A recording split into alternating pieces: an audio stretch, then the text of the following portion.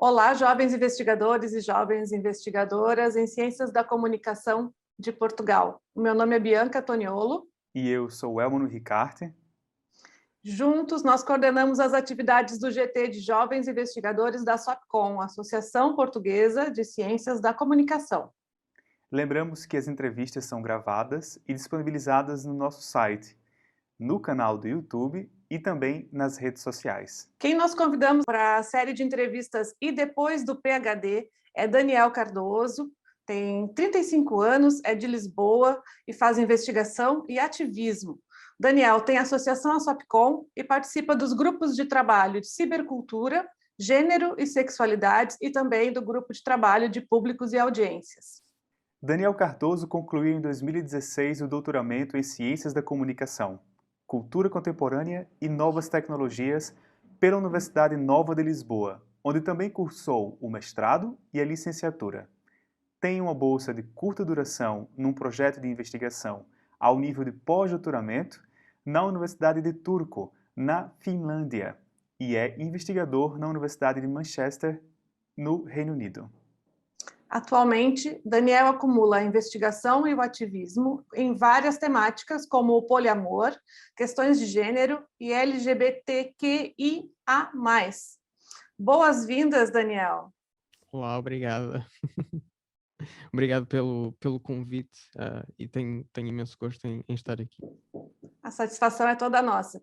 Daniel, conte-nos um pouco, então, qual foi o motivo principal que o levou ao doutoramento?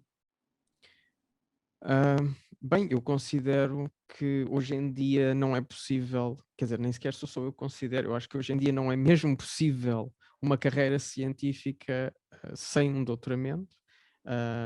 E desde há muito tempo dar aulas e fazer investigação sempre foi um grande sonho meu e, portanto, o doutoramento foi um passo fundamental para conseguir alcançar este sonho. Eu lembro-me na altura de ter terminado a licenciatura, ou pouco depois de ter terminado a licenciatura, que algumas pessoas inclusivamente me sugeriram, tendo em conta a minha média de final de curso na época, que eu tentasse transitar diretamente para doutoramento, mas eu decidi primeiro fazer o mestrado e adquirir mais alguma experiência no campo da investigação, ter mais tempo para fazer mais leituras e depois então candidatar-me a um doutoramento que acabou por correr bem, inclusivamente o meu doutoramento teve financiamento de uma bolsa da FCT. E ainda assim, mesmo sem ter transitado diretamente para o doutoramento, você conseguiu concluir o doutoramento ainda muito jovem, não é, Daniel? Sim, embora, na verdade, me tenha atrasado, ou seja, demorei mais do que o tempo mínimo calendarizado para fazer o doutoramento. A questão é que eu comecei o doutoramento antes sequer de ter terminado o mestrado. Portanto, eu ainda não tinha feito a defesa da tese de mestrado e já estava na componente letiva do doutoramento, mas mesmo assim, se não estou em erro, creio que acabei por demorar mais 2 semestres, portanto 4 anos e não 3 anos para terminar o doutoramento, entre outras coisas, porque também estava a dar aulas ao mesmo tempo, a participar em projetos de investigação, etc. Eu assisti a defesa do doutoramento e, inclusive, você estudou identidades e sexualidades de jovens nos novos média. Uhum. Como é que surgiu o interesse por essa temática? No fundo, eu queria combinar uma parte dos meus interesses temáticos de investigação com trabalho que eu já tinha realizado e, portanto, queria de alguma forma criar uma sinergia entre coisas que queria fazer e coisas que já tinha feito. O que é que eu quero dizer com isto? Eu desde 2007 que já colaborava a título mais informal ou mais formal, dependendo do ano que estamos a falar, com o projeto de investigação europeu EU Kids Online, que olha justamente para a forma como jovens ao longo, across all of Europe, portanto em toda a Europa, desculpem, utilizam as novas tecnologias, utilizam os novos meios. E o meu enfoque principal de investigação sempre se virou muito para questões que têm que ver com género e com sexualidade. E então eu pensei, ok, eu vou combinar estas duas áreas dentro das quais já trabalhei, pelas quais tenho interesse, e tentar ter este enfoque específico que junta esses dois grandes campos numa tese só, de forma a optimizar, digamos, o meu trabalho. Sim, na sua trajetória é perceptível que você sempre conciliou o ativismo e a investigação. Como é que essas duas atividades se interrelacionam na sua vida, Daniel? Eu acho que tem sido um processo muito atribulado. Neste momento e ao longo dos últimos anos, tenho-me afastado consideravelmente do ativismo para me focar exclusivamente ou quase exclusivamente na academia, por questões também de falta de tempo, falta de energia, falta de resiliência pessoal para conseguir fazer tudo ao mesmo tempo, mas foi um percurso interessante, até para pensar do ponto de vista epistémico. Ou seja, há uma certa perda de capital social quando se está dentro da academia e se faz ativismo, e há uma certa perda de capital social quando se está no ativismo e se faz parte da academia.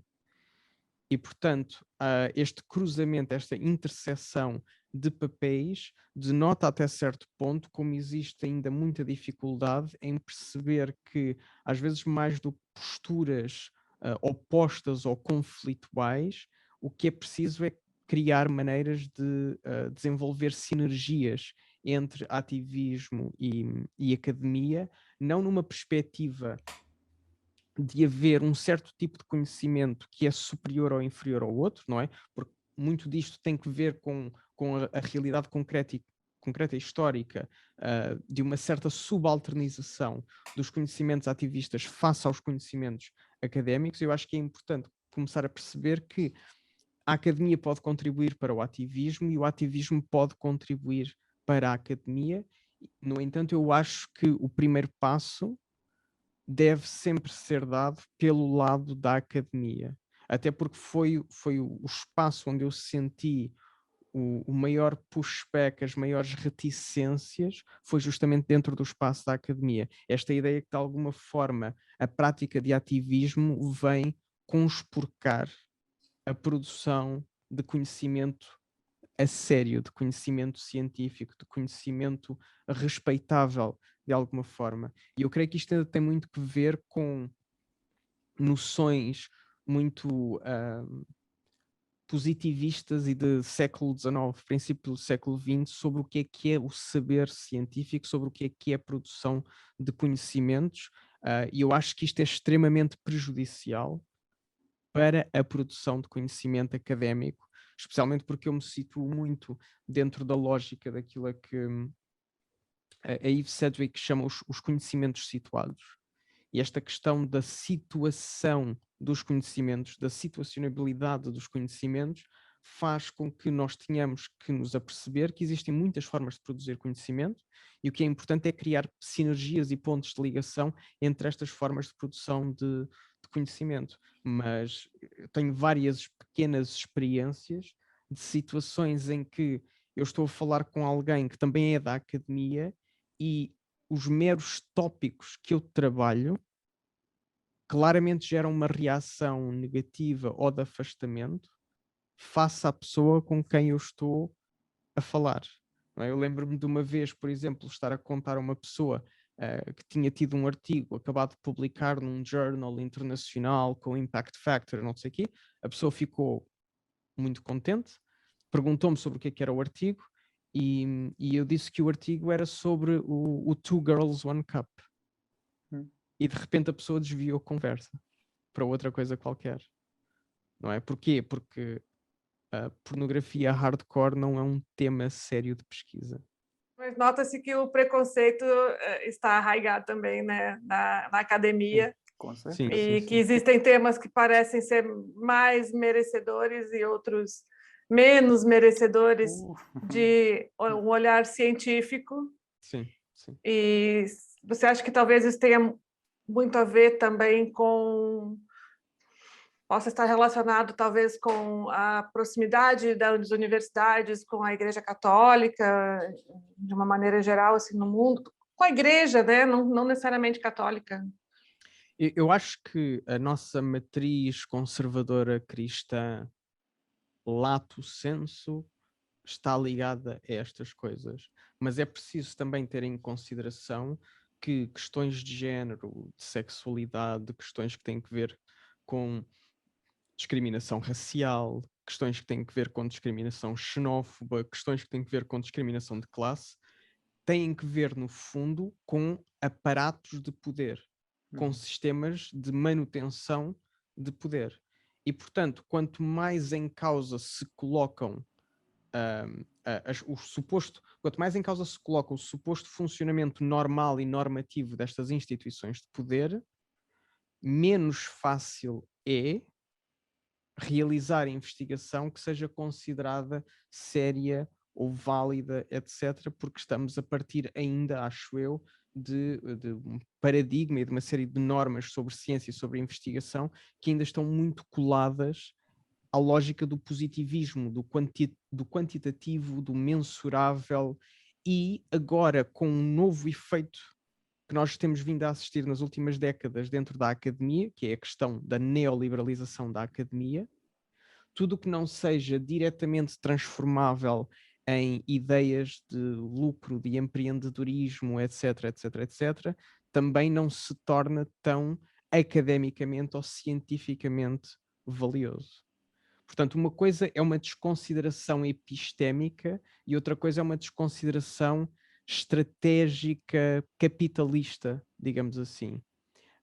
É interessante ver que agora que a União Europeia vai começar a proibir instituições públicas de se candidatarem a financiamento caso não exista um plano de igualdade de género dentro das próprias organizações. Agora, de repente, nos últimos anos, tem havido uma explosão de iniciativas e de atividades para garantir que existe igualdade de género e paridade de género dentro das instituições de ensino superior em Portugal.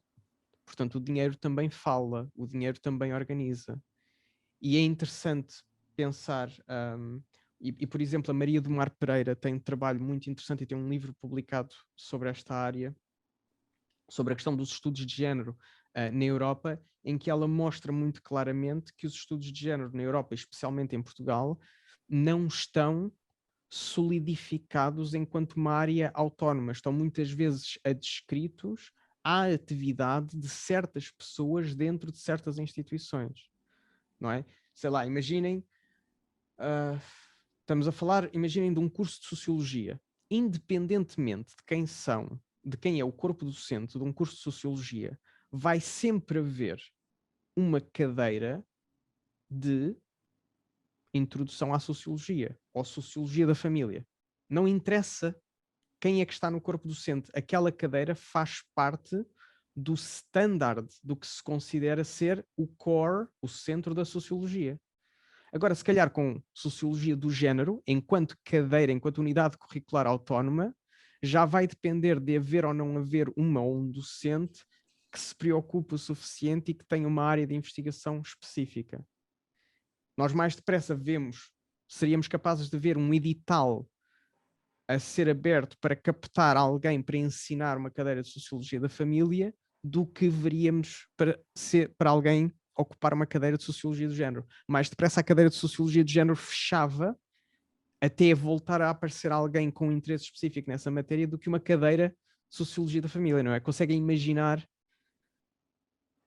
ou mesmo no campo das ciências da comunicação, não é? Conseguem imaginar um curso de ciências da comunicação em que não se fale de sistémica? Não.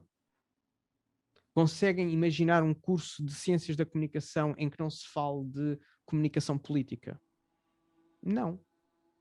Quantos cursos é que vocês conhecem que têm uma cadeira sobre comunicação e género ao nível da licenciatura?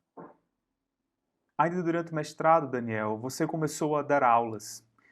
Deu aulas na Universidade Lusófona de Humanidades e Tecnologia, foram 10 anos, e também, além disso, de ter tido passagens pela Universidade Nova de Lisboa e também pelo Instituto Superior de Novas Profissões. Uhum. Sente falta da sala de aula? O que gosta de fazer mais? Ensinar ou investigar? Sim, eu sinto muita falta da sala de aulas. Gosto muito de dar aulas. Gosto mesmo, mesmo muito de dar aulas. Eu gosto muito de investigar, mas gosto mesmo, mesmo muito de dar aulas. Ahm, e lembro-me de algumas situações e lembro-me de algumas pessoas que no fim de um semestre chegaram-se ao pé de mim e disseram: as tuas aulas foram as melhores aulas que eu alguma vez tive na vida até agora. Ah, e eu fico mais feliz com essa frase dita uma vez por aquela uma pessoa do que quando sai um artigo novo meu numa revista científica de alto nível, etc.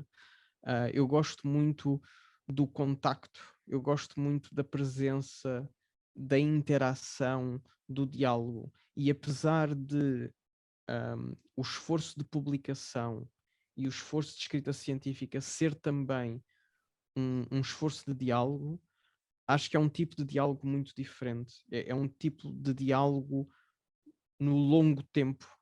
E eu gosto muito da dinâmica e da tensão e da até um pouco da adrenalina do diálogo na curta duração, no momento, na resposta, ver aquela pessoa que pela primeira vez entende aquela ideia e que faz aquela expressão facial de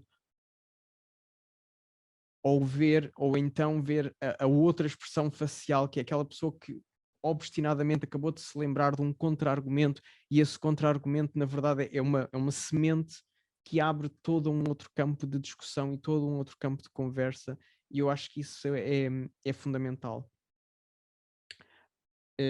Eu creio que o objetivo máximo da docência, e aqui espero conseguir estar a canalizar o Paulo Freire de forma adequada.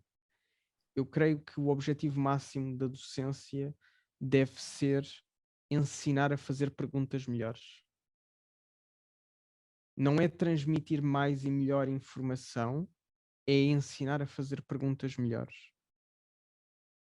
Mas isso requer, muitas vezes, que eu próprio repense como é que estou a fazer as minhas perguntas e como é que as minhas perguntas estão a impactar as pessoas com quem eu estou a dialogar.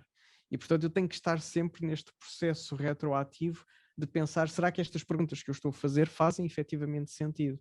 E como é que estas perguntas que eu estou a fazer vão possibilitar ou dificultar que as pessoas com quem eu estou a falar façam perguntas ainda melhores do que as minhas?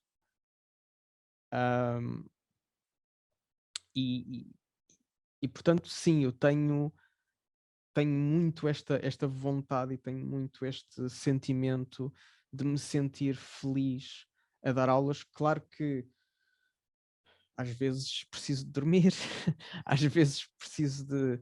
Eu tive alturas da minha vida em que eu estava a dar 26 horas de aulas por semana, por exemplo. E dar 26 horas de aulas por semana significa dormir 4, 5 horas por dia, na melhor das hipóteses. Entre preparar aulas, entre fazer orientações de mestrado, entre continuar a escrever artigos, fazer investigação e depois efetivamente dar as aulas, corrigir trabalhos, etc. Mas eu também sei, e tenho muita gente que assistiu a isto em primeira mão, eu também sei que eu era capaz de às vezes entrar numa aula às 6 da tarde com um nível de cansaço muito grande e sair dessa aula às 8h30 ou às 9 da noite com mais adrenalina e mais energia do que aquela com que tinha entrado na sala.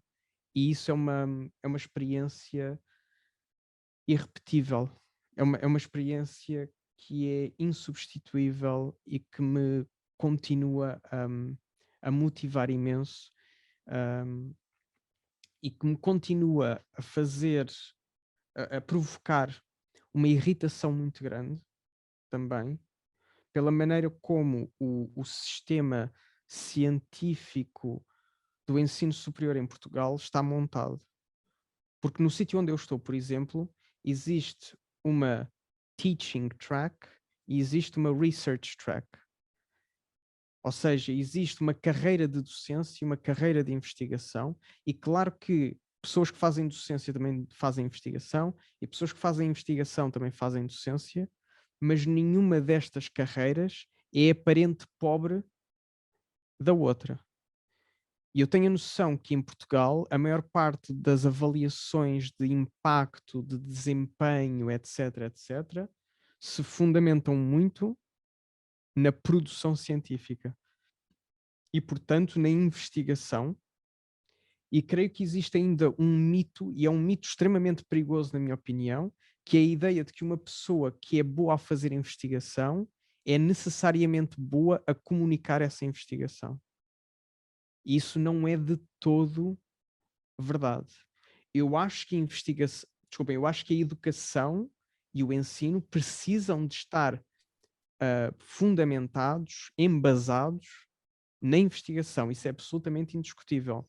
Mas as duas coisas não são intermutáveis e nem sempre a mesma pessoa é a melhor pessoa para ambas as funções. Esperamos, então, ver você em breve numa sala de aula portuguesa novamente, hein, Daniel? Já agora, hoje você está em Manchester a fazer investigação com uma das concorridas bolsas Marie Curie. Marie Curie, acho que é assim em francês, certo? Certo. O que você considera que foi fundamental na sua trajetória para conseguir uma dessas bolsas que, como já mencionei aqui, é muito concorrida? 3 coisas. A primeira coisa é capacidade de demonstrar uma certa coerência de carreira e coerência curricular.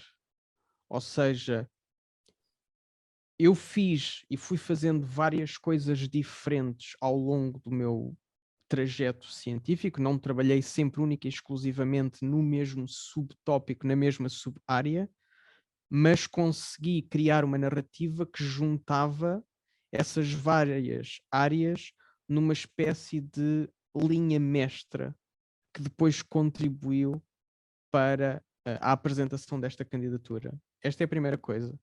A segunda coisa é trabalho de equipa, trabalho colaborativo.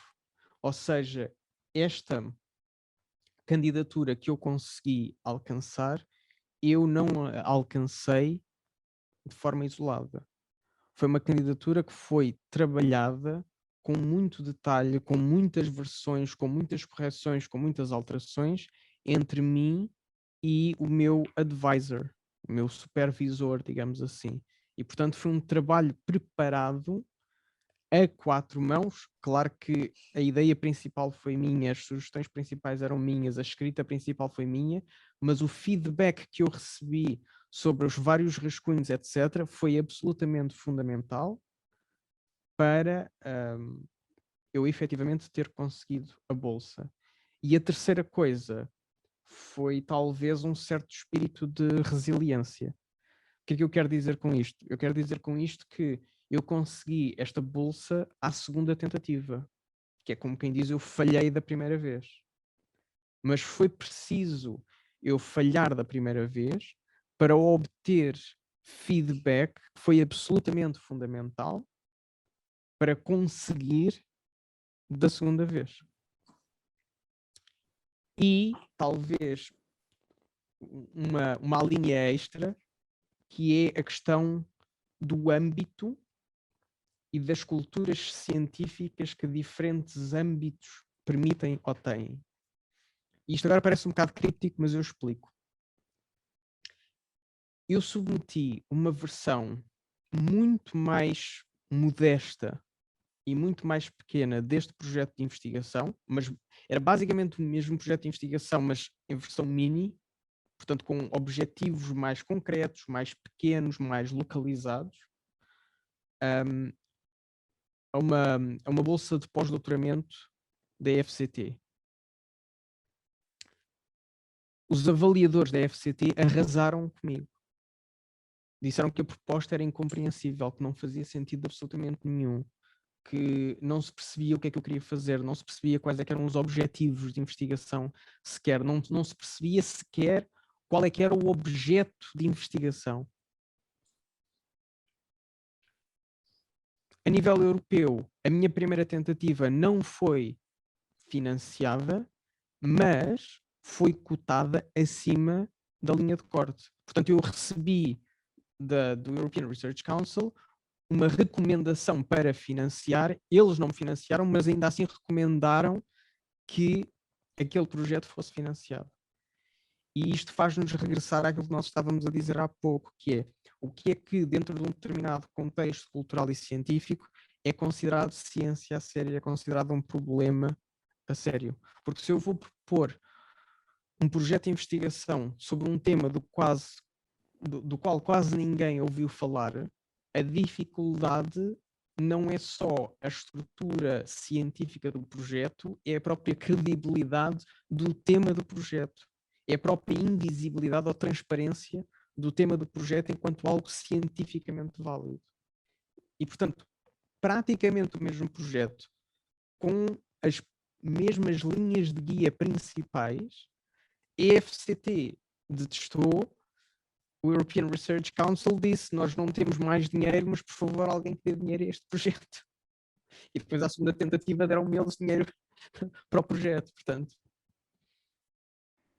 Daniel, que mais-valias para a vida pessoal e profissional você considera ter obtido com a conclusão do doutoramento?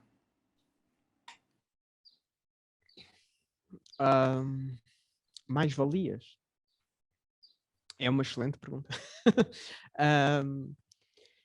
Eu acho que as mais-valias têm que ver principalmente com uma certa legitimação dentro do contexto do panorama de produção científica, de empregabilidade académica, etc. Mas eu acho que é importante chamar a atenção para algo que me parece ser um fenómeno da academia contemporânea, que é o seguinte: os programas de doutoramento, e eu não falo aqui de nenhuma instituição em específico, porque eu acho que isto é um problema sistémico. Os programas de doutoramento são, no meu entender e no entender de muitas outras pessoas, uma espécie de linha de montagem para o fabrico de mão de obra barata para projetos de investigação liderados por investigadores séniores.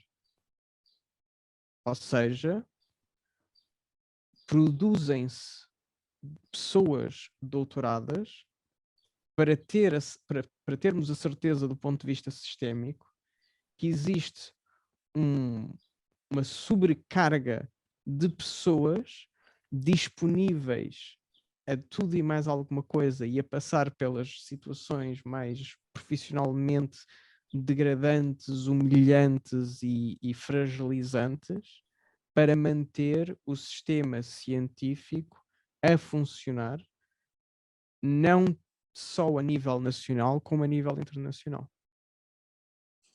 Nós não temos só um problema de empregabilidade de pessoas doutoradas, nós temos um sistema que sobreproduz e subaproveita pessoas doutoradas para garantir que existe um excedente de mão de obra, para, por sua vez, garantir que a mão de obra que existe fica numa concorrência interna tão forte, tão aguerrida, que não olha para o problema a sério que está estruturalmente e hierarquicamente acima.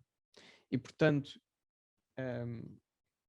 mais do que apontar as mais-valias de ter terminado o doutoramento, eu quero apontar as menos-valias de ter terminado o doutoramento, que são justamente as de ter essa posição, mas é a posição na roda do hamster que anda sempre à volta, à volta, à volta, à volta e não sai do sítio.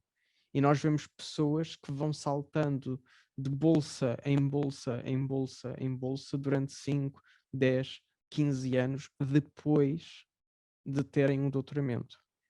Isto não são problemas pontuais, isto são processos sistémicos. Ou seja, como se diz em português de Portugal, não é defeito, é feitio. O sistema de produção de pessoas doutoradas está pensado para produzir estes resultados. E isso você considera que acontece em nível europeu ou mais em nível mundial? Sim, sim. Claro que existem diferenças regionais, ok? Obviamente que existem diferenças regionais. E se nós formos para os Estados Unidos, é isto, mas multiplicado por 1000. Se nós estivermos no Reino Unido, é isto multiplicado por 100. E em Portugal é isto multiplicado se calhar por 10 ou por 15 ou por 20, não é? No outro dia estava a falar com uma pessoa aqui no Reino Unido que estava a supervisionar um processo de contratação e para uma posição de nível de entrada de carreira, num tema relativamente desconhecido, não é desconhecido, mas num tema relativamente menor, portanto com poucas pessoas a trabalhar este tema, etc, etc, eles receberam cerca de 170 candidaturas. Nomeadamente candidaturas de pessoas que já estavam num escalão acima de carreira e estavam a tentar candidatar-se a posições de entrada de carreira. Estavam em posições acima, porém de maneira precária, digamos Exatamente, assim. exatamente. Percebo. Aquilo que aconteceu aqui no Reino Unido, por exemplo, quando o primeiro lockdown se iniciou e quando todo o problema do Covid aconteceu, foi que todas as pessoas que não tinham contratos não efetivos automaticamente não viram os seus contratos renovados. Todas as pessoas sem contratos efetivos ficaram sem contrato, na maior parte das universidades. Tendo em conta que o tema desta entrevista é e depois do PhD, levanta-se aqui uma pergunta secundária que é, então e antes do PhD? Como é que nós explicamos as taxas de desistência dentro dos programas de doutoramento, que às vezes andam à volta dos 40%, 50%, 60%? Eu tenho uma frase que gosto muito de dizer e que as pessoas se começam a rir porque acham que eu estou a usar uma hipérbole. Eu costumo dizer que os doutoramentos não são feitos para serem terminados, os doutoramentos são feitos para serem sobrevividos. E as pessoas acham piada quando eu digo isto, porque acham que eu estou a fazer uma espécie de trocadilho. Mas aqui no Reino Unido existem gabinetes de prevenção de suicídio só para alunos de mestrado e de doutoramento. Por falar neste antes do PhD, do PhD, eu tenho uma pergunta relacionada a isso. Como falamos anteriormente, conciliou, não é, o doutoramento com a docência no ensino superior. Sobreviveu a essa fase fazendo um pouco disso, né? Nesta corda bamba. Além disso, você desempenhou nesse período algumas atividades profissionais ou alguma atividade profissional? Teve também algum tipo de bolsa? Eu tive a bolsa de doutoramento da FCT, por questões de exclusividade, tinha pouquíssimas horas de docência na lusófona e também não podia exercer nenhum outro tipo de funções. Ocasionalmente dava workshops, por exemplo, de ferramentas de investigação, mas eram coisas pontuais, portanto não eram situações contratuais, ou ia dar alguma palestra a algum sítio e recebia chamados speaker fees, embora isso fosse raríssimo. Mais uma vez estamos só a falar de questões pontuais. E mesmo assim já foi muito difícil para mim conseguir conciliar todas estas coisas, o processo de conclusão do doutoramento e de conciliamento de todas estas outras atividades foi, para mim, extremamente desgastante. Foi extremamente desgastante para mim em termos de saúde mental. E eu lembro-me de haver alturas da minha vida em que eu me levantava da cama, sentava-me ao computador, passado 16 horas ia-me deitar outra vez e tinha escrito 300 palavras no decorrer dessas 16 horas. E o dia seguinte era igual, e o dia seguinte era igual, e o dia seguinte era igual. E como é que você fez para reverter essa rotina de desânimo, digamos assim, ou não sei qual seria a melhor palavra para definir isso? Um, tive algum apoio de pessoas à minha volta, mas isso as pessoas não podem escrever a tese por nós, não podem fazer a investigação por nós. Tive a sorte de ter algum apoio das pessoas à minha volta. E eu acho que muitas vezes quem consegue efetivamente terminar os doutoramentos é porque tem uma rede de apoio, seja social, seja económica, não sei o que, à volta, que permite que isso aconteça. Não é só uma questão de mérito pessoal, e nem sequer sei se é principalmente uma questão de mérito pessoal ou se essa questão estrutural acaba por pesar tipo 40%, 60%. Mas aquilo que eu fiz foi levar-me até à beira da exaustão e depois mais um bocadinho até conseguir terminar. E defendi a tese no dia 14 de julho de 2016 e no dia 15 ou no dia 16 estava a lacrar uma candidatura para um pós-doutoramento para a FCT, o tal que depois não consegui. Quer dizer, é difícil, mas não vamos desistir, não é? Não, quer dizer, é difícil, mas é difícil, mas o investimento já foi tanto que a pessoa se vê presa num funil e sente que só tem uma direção para onde seguir. E portanto não é a questão do é difícil, mas não vamos desistir, é a questão do é tão difícil que nós sentimos que não podemos desistir, mesmo em situações em que se calhar deveríamos desistir para o nosso próprio bem, para o bem da nossa saúde mental, para o bem da saúde das pessoas que estão à nossa volta. Há uma hiperglorificação do sofrimento e da resiliência e do não desistir dentro da academia, que mais uma vez nos transforma em trabalhadoras e trabalhadores particularmente vulneráveis a sermos exploradas e explorados. E como é que foi conciliar a vida pessoal e a vida acadêmica durante esse período tão complicado que é o doutoramento? Retrospectivamente, ou seja, eu não me apercebi disto na altura, mas eu acho que retrospectivamente eu basicamente provoquei em parte a implosão da minha vida pessoal e a destruição nuclear da minha vida pessoal por causa do doutoramento e por causa da minha fixação ou da minha dedicação ou da minha dependência em terminar o doutoramento. Eu acho que os processos de doutoramento são extremamente prejudiciais para esta conciliação da vida pública e da vida privada, da vida profissional e da vida familiar. E eu acho que este tipo de dinâmicas só se agrava e só piora depois do doutoramento, porque a pessoa fica presa não só nestas dinâmicas, na perspectiva da produção científica e da produção da tese, etc., mas é depois também enredada numa série de outros processos de burocratização, de administrativização da vida académica e funcionária, que rouba mais e mais e mais tempo. E que torna isto mais e mais e mais difícil. E mais uma vez é um problema estrutural, mas toda a gente nos quer fazer acreditar que não é um problema estrutural, porque estas coisas são muito pouco faladas. Há muito pouco trabalho, diria eu, de conscientização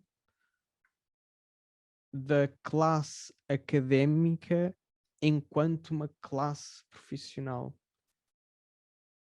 E, ademais, eu acho que existem, por exemplo, sindicatos, não é? Sindicatos para o ensino superior público, e existem pessoas sindicalizadas, e isso é absolutamente fundamental. Mas eu acho que é preciso, e eu acho que é fundamental, a existência de associativismo interclasses, digamos assim. O que é que eu quero dizer com isto? O que eu quero dizer com isto é que alunos e alunas de mestrado, licenciatura, doutoramento e docentes early career têm mais em comum e mais interesses sociais e políticos em comum do que parece. E, no entanto, a maneira como o sistema está organizado, os docentes estão aqui em cima e estudantes estão aqui em baixo ou aqui ao lado, e parece que estamos a falar de realidades alternativas. E eu acho que é preciso o estabelecimento de pontes e de sinergias políticas e sociais urgentes entre estas várias coisas, não é? Se os estudantes e as estudantes se queixam que as suas aulas não têm qualidade suficiente, e têm todo o direito a fazê-lo, mas se calhar por detrás dessa queixa está uma pessoa que está a dar 20 e tal horas de aulas por semana e que só consegue dormir 4 horas por dia e que tem filhos em casa para cuidar e que tem responsabilidades acrescidas, etc, etc, etc, e que simplesmente não tem capacidade para dar vazão a tantas coisas, e alguma coisa sofre. Normalmente tudo sofre. Mas depois então estabelece aqui uma coisa de nós, estudantes, exigimos isto. Mas se os estudantes e as estudantes exigirem melhores condições laborais para os seus docentes, as suas próprias condições estudantis ficam melhoradas por isso. E vice-versa. E vice-versa. Portanto, há uma falta muito grande de sinergia, de olhar de conjunto, justamente porque vivemos dentro do contexto de uma universidade muito neoliberalizada, muito individualizada, muito focada em marcadores pessoais e individuais de produção, de excelência, etc, etc. E porque depois cada uma de nós e cada um de nós gosta de se considerar um gênio e uma sumidade e uma pessoa fantástica e maravilhosa, especialista. Daniel, agora que isso tudo já passou, quando olha para trás, qual foi o grande aprendizado que toma como conclusão desta fase de doutoramento? Gostaria de me ter apercebido mais cedo da importância de construir redes de apoio mútuo e de sociabilidade que não consegui. Gostaria de me ter apercebido mais cedo de como algumas coisas que eu achava que eram problemas meus, na verdade eram problemas sistémicos partilhados por uma série de outras pessoas e que têm que ver com questões históricas, culturais associadas à academia e económicas também, obviamente. E gostava de ter agido de forma mais proativa para construir ambientes de solidariedade entre colegas que conseguissem mais eficientemente combater estas dificuldades, estes problemas de uma forma mais consciente. Gostava de ter conseguido ter tido mais calma, mais lentidão no processo, e gostava de ter começado a fazer psicoterapia antes de entrar para o doutoramento e não depois de sair dele. Já agora, Daniel, sobre o dia D, o dia da defesa da sua tese. Houve algum comentário que tenha lhe marcado naquele momento? Sim, eu lembro-me muito claramente de uma das arguentes principais, a Ana Cristina Santos, se ter virado para mim e me ter dito: ok, tudo isto é muito interessante, muito bom, foi muito bom de ler, mas houve alguma coisa no meio desta tese toda que te tivesse verdadeiramente surpreendido? E até hoje, e estou perto de fazer 5 anos da tese, ainda não tenho a certeza de ter uma boa resposta para esta pergunta.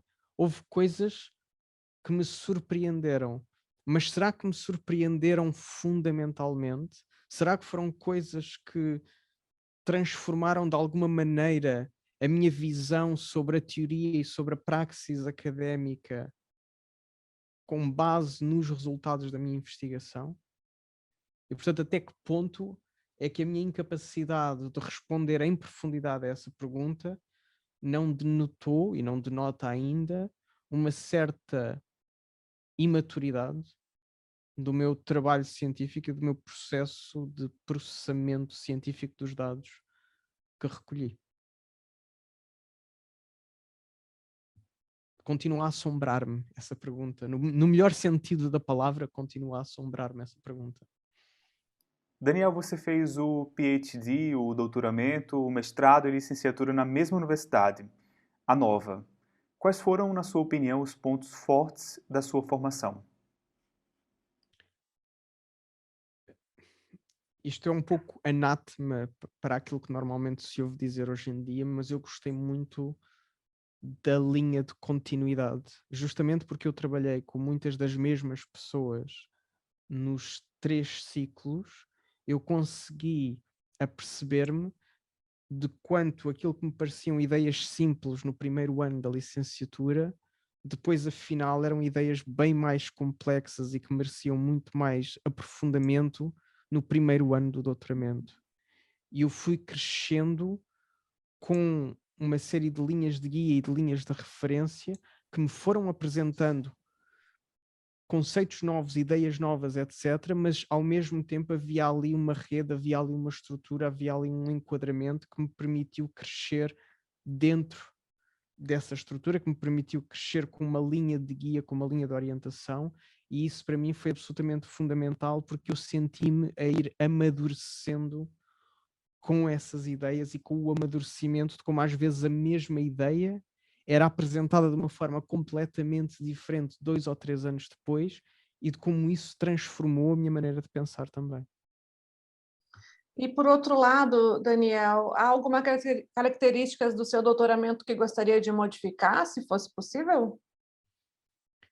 Gostaria de ter visto mais, ironicamente, mais diversidade de ideias, mais pessoas diferentes de fora a trazerem os seus próprios contributos para o doutoramento, uma maior aposta em questões metodológicas, práticas, concisas, e um enfoque maior na criação de dinâmicas de grupo entre estudantes e na criação de dinâmicas de interapoio e ajuda entre estudantes, que eu acho que o formato de seminário uma vez por semana durante 2 horas não é capaz de criar verdadeiramente. Daniel, para encerrar, deixe, por favor, uma mensagem para quem nos assiste, que está neste mesmo caminho que você já traçou e também, de alguma maneira, seria não apenas uma mensagem, mas um conselho. Um conselho: procurem ajuda. Procurem ajuda e percebam que aqueles momentos de solidão que vocês sentem não são aleatórios e não são subjetivos, são fabricados. São fabricados pela estrutura académica e universitária.